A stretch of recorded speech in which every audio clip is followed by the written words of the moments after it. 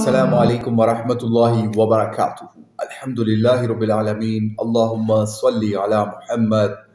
وعلی آل محمد۔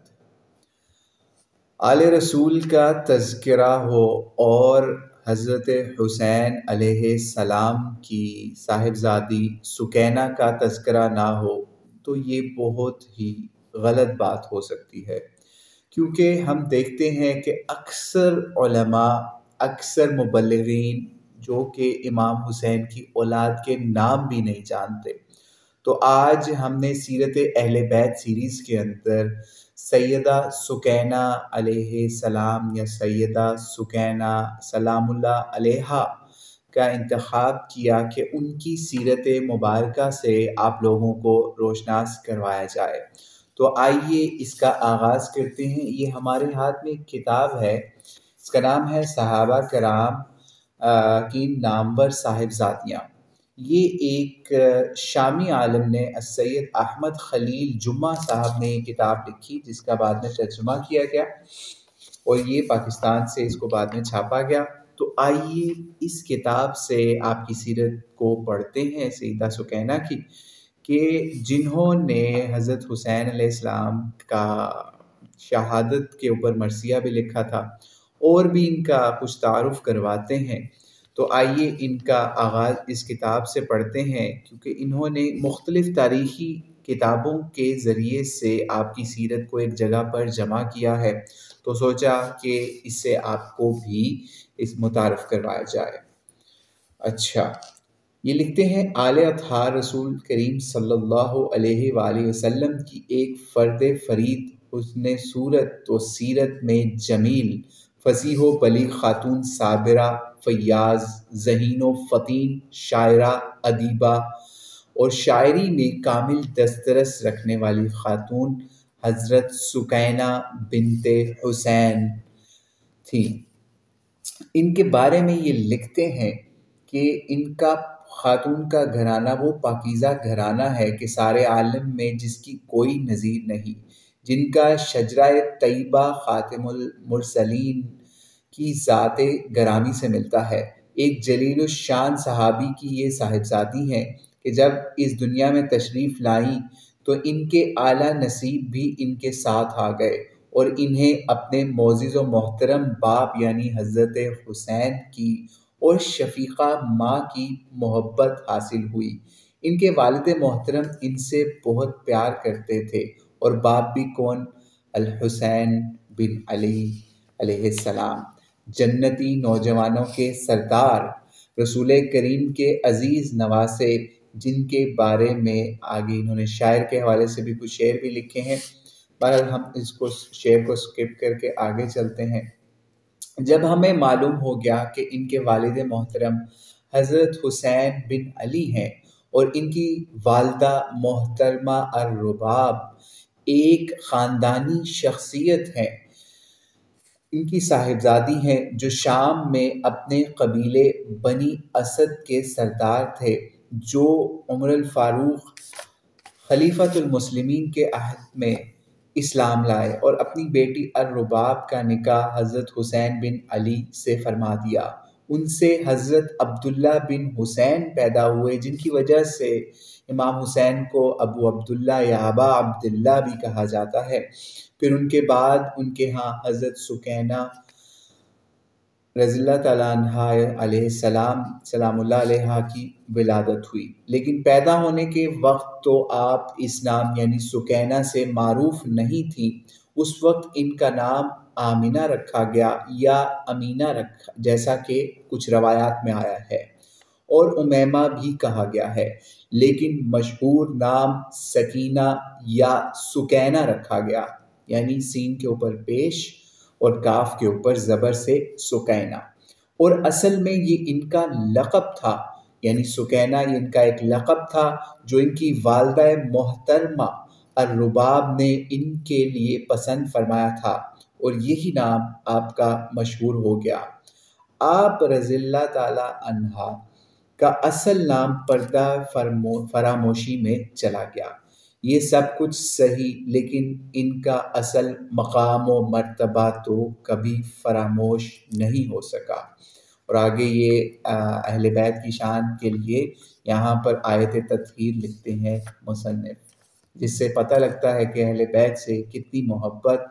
اور انسیت رکھتے ہیں کہ ان کا تذکرہ کر رہے ہیں۔ اہل بیت کے حوالے سے حضرت سکینہ کی محبت و احترام کے بارے میں آپ لکھتے ہیں، مختلف روایات جو اہل بیت کے حوالے سے انہوں نے یہاں پر مزید لکھی۔ اس سے آگے ہم چلتے ہیں، پھر یہ بھی بتاتے ہیں کہ مختلف شعراء نے آپ کے مدح کے اندر بھی کلام لکھے مختلف، اور آگے لکھتے ہیں کہ ایک کلام جس کے بارے میں ایک قصیدہ یہ بتاتے ہیں کہ امام ابو علی بن موسیٰ الرضا سے 10,000 کا انعام کسی کو دیا انہوں نے، صرف اس وجہ سے چونکہ ان کے لیے یا اہل بیت کے لیے ایک بہت بڑا انہوں نے کوئی قصیدہ لکھا تھا۔ بہرحال اس قصیدے کے بارے میں بھی یہاں پر کچھ لکھا ہے، لیکن ہم فوکس کر رہے ہیں سیدہ سکینہ کے اوپر۔ ٹھیک ہے، آگے ہم چلتے ہیں۔ حضرت سکینہ کی علم الفضیلت اور روایت حدیث کے بارے میں آپ لکھتے ہیں، جب حضرت سکینہ بنت حسین بڑی ہوئی تو یہ اپنی ہم عصر خواتین میں سرکردہ اور ممتاز تھی۔ اللہ تعالیٰ نے انہیں سیرت اور صورت دونوں خوبیوں سے مالا مال فرمایا تھا، اور اخلاق و شمائل حمیدہ میں بھی دوسری خواتین سے بڑھ کر تھی، اور روایت حدیث شریف میں بھی ان کا خاص حصہ تھا، اور یہ اپنے والد محترم امام عالی مقام حضرت حسین بن علی بن ابی طالب سے روایت حدیث فرماتی تھی، جنہوں نے براہ راست نبی علیہ السلام سے روایت فرمائی تھی، اور دوسرے صحابہ کرام سے بھی انہوں نے احادیث مبارکہ کا کافی ذخیرہ حاصل کیا تھا۔ حضرت سکینہ بنت الحسین سے عبادل کے غلام فائد اور دیگر اہل کوفہ نے روایت حدیث فرمائی، چنانچہ ابن عساکر نے عبید اللہ بن رافع یا بریکٹ میں لکھا ہے عبادل کے غلام فائد کے حوالے سے ایک حدیث بھی درج فرمائی ہے، جس کو یہاں لکھتے ہیں کہ قرآن کریم کے محافظ جنتوں کے عارف ہوں گے۔ آگے حضرت سکینہ کی شادی کے بارے میں لکھتے ہیں، جب حضرت سکینہ جوان ہوئی اور نکاح کی عمر کو پہنچ گئیں تو اللہ کریم نے انہیں حسن و صورت و سیرت دونوں سے نوازا تھا۔ یہ ایک پاکیزہ گھرانے کی پاکیزہ سیرت خاتون تھی، اپنے والد ماجد امام حسین کے گھر میں ناز و نعمت سے پلی۔ ایک بہن ان کی فاطمہ بنت حسین بھی تھی، جو صورت و سیرت میں کسی سے کم نہ تھی، اور ادب و فضل و اخلاق میں بھی ان کی نظیر تھی۔ یہ بھی ان خواتین میں شامل تھیں جو روایت حدیث فرمایا کرتی تھی، لیکن حضرت فاطمہ حضرت سکینہ سے بڑی تھی، یعنی ان کی بہن جن کا نام فاطمہ تھا وہ ان سے بڑی تھی۔ علم و فضل میں بھی ان کی ہم پلہ تھی۔ کتب طبقات و سیر میں لکھا ہے کہ حضرت سکینہ کے چچا زاد حضرت الحسن بن علی المعروف حسن مثنی نے اپنے چچا محترم حضرت امام حسین سے اپنے بیٹا بنا لینے کی ان سے درخواست کی، تو ان کے چچا حسین نے ان سے فرمایا میرے ساتھ چلو، مجھے تو اسی بات کا انتظار تھا۔ پھر حضرت حسین حسن مثنی کو گھر لے کر آئے، پھر انہی دونوں صاحبزادیوں میں سے کسی ایک کو انتخاب کے لیے کہا کہ کسی کو منتخب کر لو، تو حضرت حسن مثنی رضی اللہ تعالیٰ عنہ نے حضرت فاطمہ کو پسند فرمایا، اور فاطمہ بنت الحسین اپنی دادی محترمہ حضرت فاطمہ الزہرا بطول سیدہ کی خواتین عالم سے بہت زیادہ مشابہت رکھتی تھی۔ اس کے بعد حضرت حسن بن علی کے دوسرے صاحبزادے حضرت عبداللہ بن الحسن سے ان کا نکاح ہوا۔ یہ پہلے شخص تھے جن سے یہ بیاہی گئیں۔ کچھ عرصے بعد عبداللہ بن حسن جو ہیں وہ فوت ہو گئے۔ ٹھیک ہے، یعنی یہاں بتایا جا رہا ہے کہ حضرت حسن کے دوسرے صاحبزادے عبداللہ بن حسن سے حضرت سکینہ کی شادی ہوئی یا نکاح ہوا، پھر اس کے بعد یہ فوت ہو گئے کچھ عرصے بعد۔ اس کے بعد حضرت مصعب بن زبیر سے حضرت سکینہ کا نکاح ہوا، جو امیر العراقین حضور علیہ السلام کے مشہور صحابی جو حواری رسول کہلاتے تھے، ان کی خواہش بھی تھی خاندان رسالت کے ساتھ ان کا رشتہ مناکحت بند جائے، جیسا کہ کتب تواریخ میں مذکور ہے، 4 شخص ایک موقع پر مسجد حرام میں اکٹھے ہوئے، عبد الملک بن مروان، عبداللہ بن زبیر، عروہ بن زبیر، مصعب بن زبیر۔ تو یہاں پہ ایک طویل قصہ ہے کہ ان چاروں نے بیت اللہ کے پاس یہ دعا کی کہ کون کیا کیا چاہتا ہے۔ کسی نے حکومت مانگی، کسی نے حسن مانگا، کسی نے کچھ مانگا۔ تو حضرت مصعب بن زبیر جو ہیں انہوں نے جو ہے وہ عراق کی حکمرانی چاہی، اور اس کے ساتھ ایک عالی خاندان کی عورت سے نکاح کا بھی ایک دعا کی۔ تو وہ یہ بتایا جاتا ہے کہ وہی دعا جو ہے ان کی قبول ہوئی، اور باقیوں کی بھی دعائیں قبول ہوئیں بہرحال وہاں پہ۔ تو لگتا یہی ہے کہ جیسے اسی لیے آپ عراق کے حاکم بھی بنے، اور ان کا حضرت سکینہ بنت حسین سے نکاح بھی ہوا۔ بہرحال یہ یہاں پہ بتاتے ہیں کہ یہ حضرت مصعب بن زبیر بھی ایک بہادر شخص تھے، اور پھر حضرت عائشہ بنت طلحہ سے بھی ان کی شادی ہو گئی، اور ان دونوں نے انہیں ایک ہی گھر میں رکھا، یعنی حضرت سکینہ کو بھی اور عائشہ بنت طلحہ کو بھی۔ یہ دونوں خواتین نہایت دولت مند اور صورت و سیرت میں بہت صاحب کمال تھی، اور بتایا جاتا ہے کچھ تاریخی روایات کے اندر کہ مصعب بن زبیر نے حضرت سکینہ کا جو حق مہر ہے وہ 10 لاکھ درہم مقرر کیا، یعنی آج کے ہمارے کھوٹے سکے نہیں، 10 لاکھ درہم، ٹھیک ہے۔ تو جب یہ انہوں نے اتنا حق مہر مقرر کیا تو یہ بات کافی دور تک گئی، ٹھیک ہے۔ تو بہرحال شکایتیں کئی بڑی بڑی دور تک گئیں، عبداللہ بن زبیر جو ان کے بھائی تھے ان کو بھی لکھا گیا، تو پھر جو ہے کافی بات دور تک گئی۔ بہرحال انہوں نے سرزنش بھی کی، تو لیکن بہرحال آگے چلتے ہیں۔ پھر ان سے یعنی حضرت مصعب بن زبیر سے ان کا نکاح ہوا، تو ان سے 2 بیٹیاں پیدا ہوئیں، ایک کا نام پھر فاطمہ رکھا اور دوسری کا نام الرباب رکھا۔ یعنی حضرت فاطمہ سلام اللہ علیہا سے ان لوگوں کو کتنی محبت تھی۔ حضرت حسین ان کی بیٹی ہوئی، ان کا نام بھی فاطمہ۔ پھر حضرت حسین کی بیٹی سکینہ پیدا ہوئی، ان کی بھی بیٹی کا نام فاطمہ انہوں نے رکھا۔ تو بہرحال الرباب چھوٹی عمر میں فوت ہو گئی۔ حضرت مصعب کی زوجگی میں حضرت سکینہ کو بہت عروج حاصل ہوا، ان کے علم و فضل کی شہرت دور دور تک پھیل گئی، فصاحت و بلاغت میں آپ کا نام پیدا ہو گیا، اور معلوم ہوتا ہے کہ حضرت مصعب نے بھی بہت شہرت و قدر و منزلت حاصل کی، یعنی آپ کی کیونکہ اہل بیت سے تھی تو اس وجہ سے ان کی وجہ سے بھی آپ کو بہت شہرت ملی، یعنی کہ شوہر کو مصعب بن زبیر کو۔ حضرت مصعب کا بھی بتایا جاتا ہے ایک نفیس مزاج رئیس زادے تھے، اور اسی لیے ایسے شہد کے چھتے سے بھی یہاں پہ مصنف نے ان کو تشبیہ دی ہے کہ یعنی اس طرح ان کے ہاتھوں سے پیسہ ٹپکتا تھا، یا پیسہ فیاضی بہت تھی۔ اچھا جی، حضرت سکینہ حضرت مصعب کی شفقت کے سائے تلے خوش باز زندگی گزارتی رہیں۔ عبد الملک بن مروان کے ساتھ شدید لڑائی کے دوران بھی حضرت مصعب کے ساتھ رہیں، ٹھیک ہے، اور قدر و منزلت بھی حاصل رہی۔ جس دن حضرت مصعب قتل ہوئے، حضرت سکینہ کے پاس تشریف لائے، اپنا معمول کا لباس اتار کر زیر جامہ پہن کر جنگی لباس زیر تن فرمایا اور تلوار اٹھائی، تو حضرت سکینہ کو معلوم ہو گیا کہ اب یہ واپس آنے والے نہیں، تو انہوں نے زور سے پکارا، ہائے مصعب میری جان۔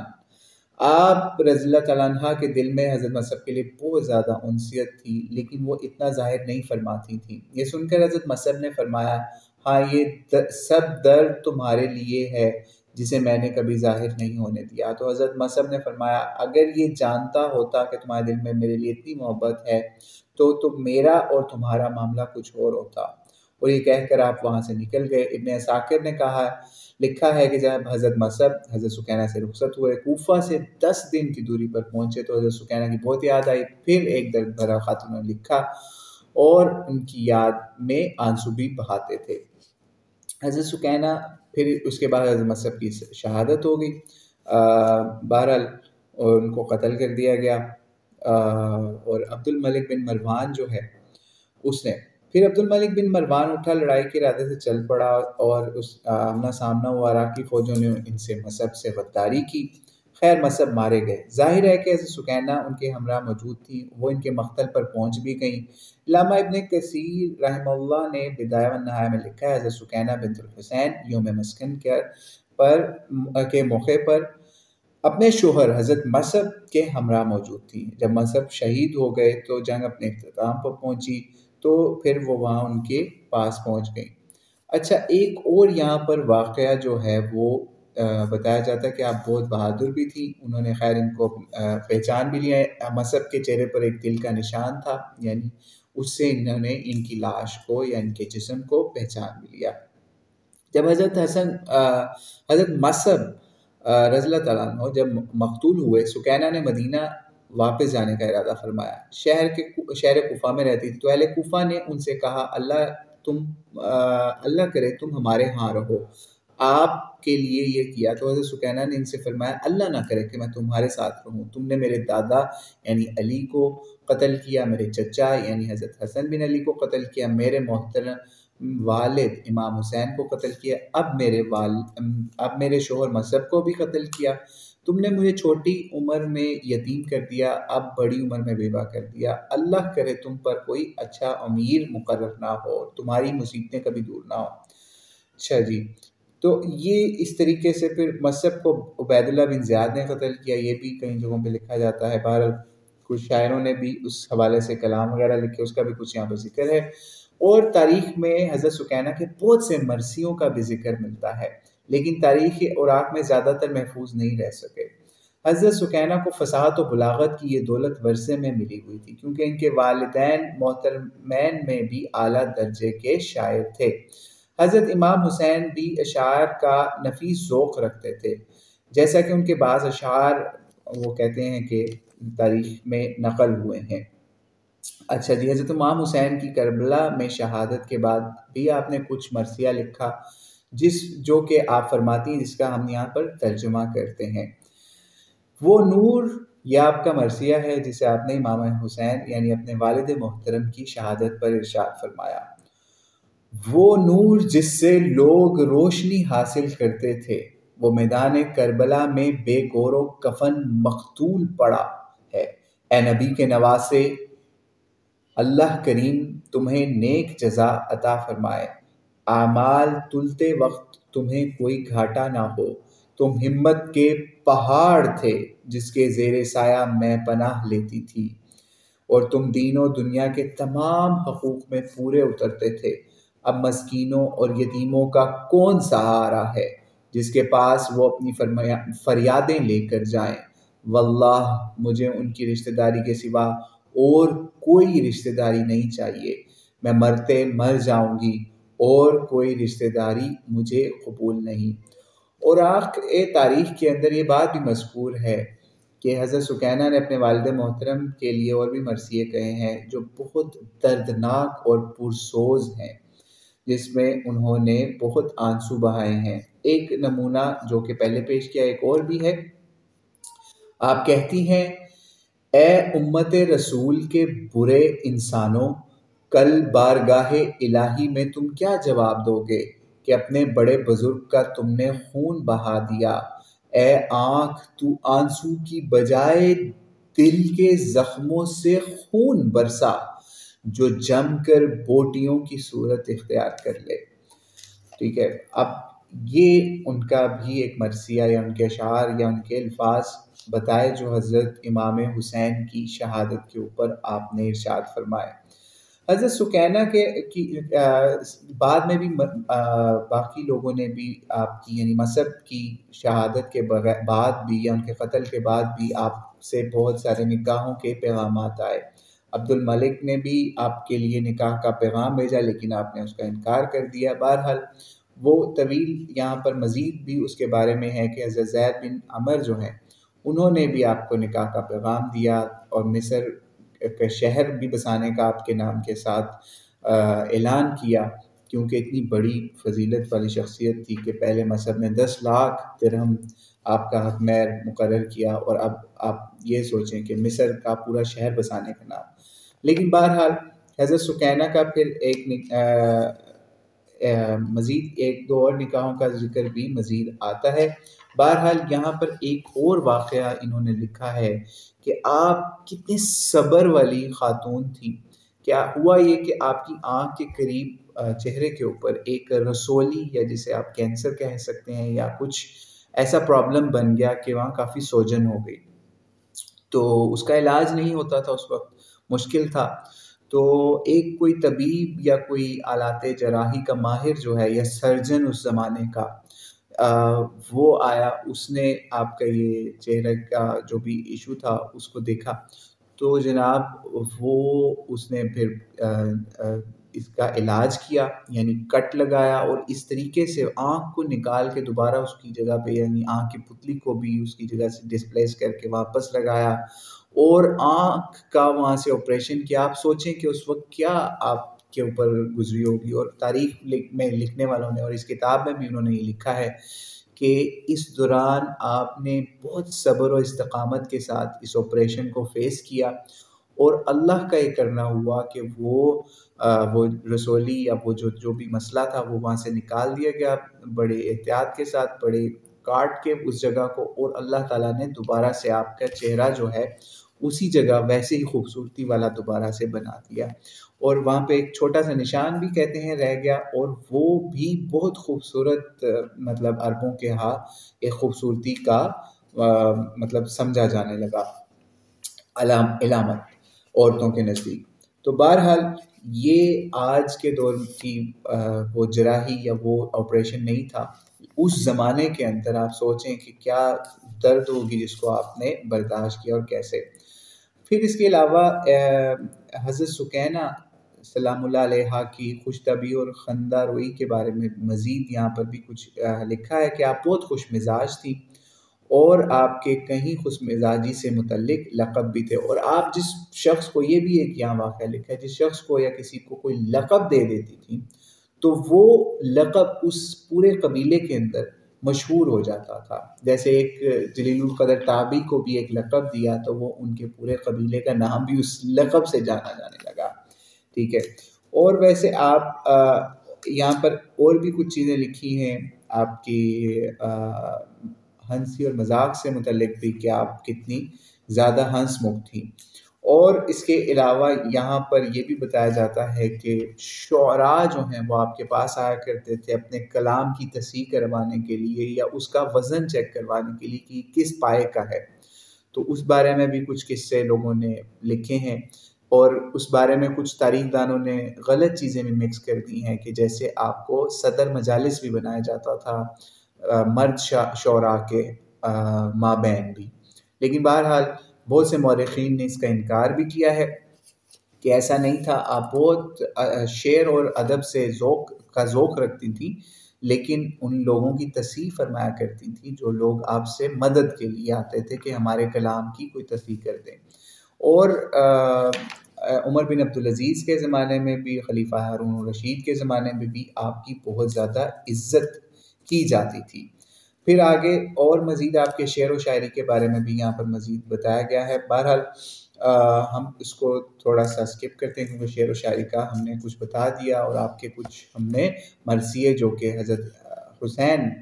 علیہ السلام کی وفات یا ان کی شہادت کے اوپر جو انہوں نے ارشاد فرمائے وہ بھی ہم نے بیان کر دیے۔ آپ کی وفات کے بارے میں بتایا جاتا ہے کہ آپ کی وفات مدینہ میں جمعرات کے روز 5 ربیع الاول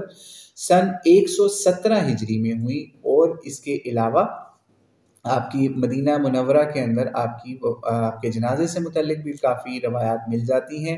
جس کے اندر ہے کہ آپ کے جسم مبارک کے جنازے کا بہت زیادہ انتظار بھی کرایا گیا، اور بہت سارے لوگوں نے ٹولیوں کی شکل میں بھی جنازے پڑھے۔